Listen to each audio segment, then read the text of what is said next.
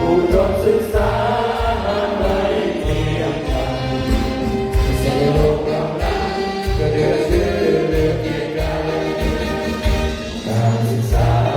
กีฬาเราสามารถมารยาทอบรมบ่มนิสัย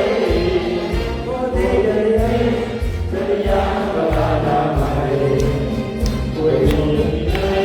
วิทยาไม่ลอยยากไกลวิทยาเลือชาของมาเถิดพี่น้องเพื่อนของเธอเอาไว้เพื่อที่คุณวิทยาจะเดินทางไปช่วยส่งเสริมให้วิทยาสถาพรชายยาชมดำรงสืบไปจวดไฟไหม้สลายด้วยมอเกียรติคุณพิทยาชาขจรเป็นอนุสรณ์ผู้พิษณุโลก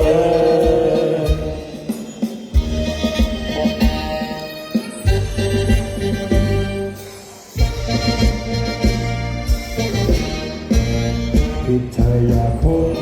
นาชมสานาสมประการพิทยาคุณอุดมศึกษา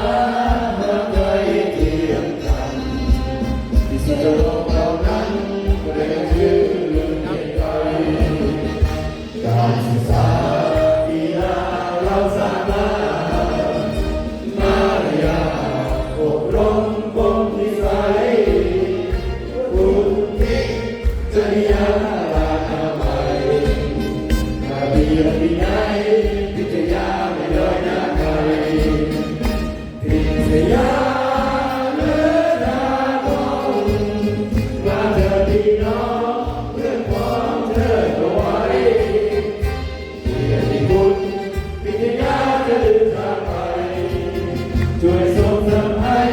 พิทยาสถาพรพิทยาจงดำรงสืบไป